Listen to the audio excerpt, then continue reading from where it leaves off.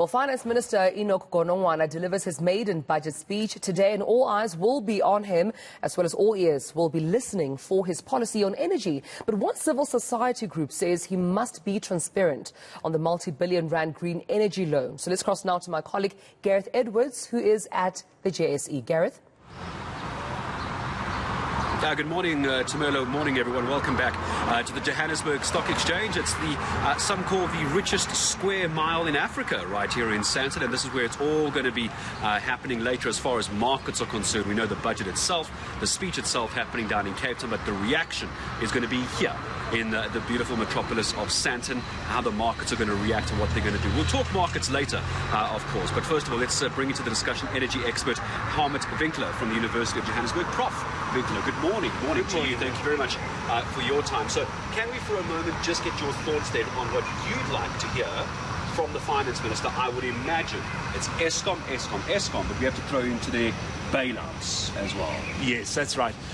Directly, he probably won't say very much about ESCOM. Certainly in last year's budget speech, I don't think the word ESCOM came up even once. And I think it's partly because ESCOM gets funded, well, indirectly through government. It's certainly through the consumers and so on.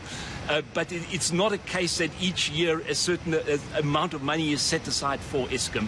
At the same time, ESCOM is critical because it carries this enormous debt, because if anything, whatever happens to ESCOM is going to affect business, it's going to affect the rest of the country, it's going to affect the economy.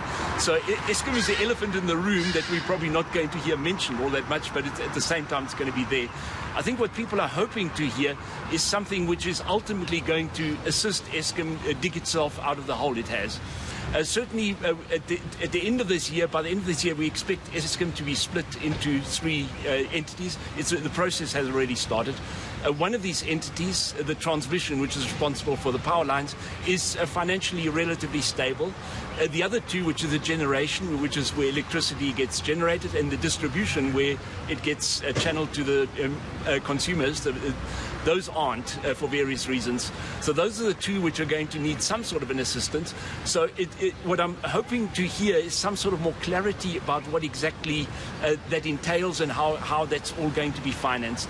A certain amount of money, even last year, was set aside for this process, and I think it's expected that more or less the same sum would be allocated again.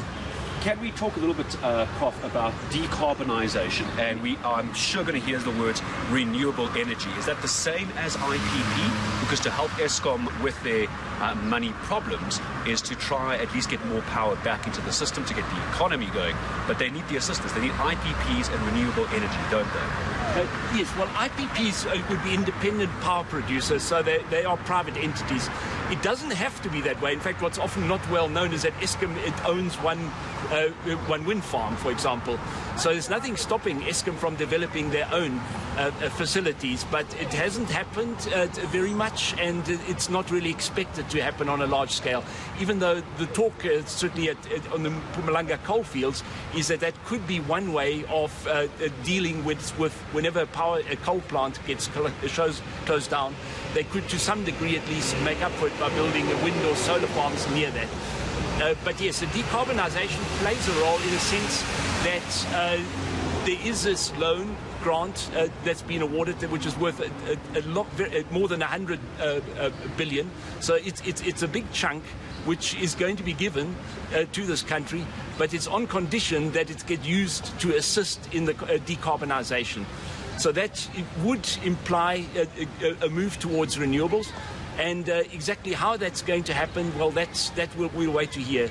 Some groups are already worried that it may just end up filling the ESCOM debt hole rather than anything else. And that's certainly not what they'll be able to And that's the problem, isn't it? ESCOM is in so much debt that any money it gets in should, in theory, go to the improving of infrastructure, the improving of resources and technology, but it's not. Prof, last question to you. A lot of that is going to debt. What's your timeline, do you think, if the Finance Minister agrees with you, Prof, that this money should go to getting rid of the debt and getting ESCOM back to its old standards? When do you propose we could see that? What's your timeline if you look into your crystal ball? Last question. Yeah, no, we're looking at something which is certainly not going to happen this year. To build new power plants takes time. Even the solar plants, which are the quickest to put up, that takes 2 years, and before that there is a process where you have to actually identify the site and the company which is going to build those. Late last year, there was an announcement that a certain amount of solar and wind farms are going to be built. But yes, those will only come online probably in 2024, I imagine. So until then, we're going to be stuck with this occasional load shedding bouts. And I'm afraid that's not going to go away because we can't even predict when, because we don't know. We're sitting with a whole lot of old coal plants and we don't know when they're going to break down. So it's unfortunately this uncertainty that we've been living with in the last couple of years is set to continue for a little while longer, regardless of what. And hopefully the money does come in, and we can. When you say a little while longer, hopefully it's a little while shorter, shorter rather than later. Prof, I really appreciate you coming out to the Johannesburg Stock Exchange. Tumelo, it's where we are this morning as our energy expert, Professor Hartmut Winkler from the University of Johannesburg. Energy, renewable resources, decarbonisation, independent power providers. Those are the key words that the good Prof wants to hear the Finance Minister talking about at 2 o'clock this afternoon.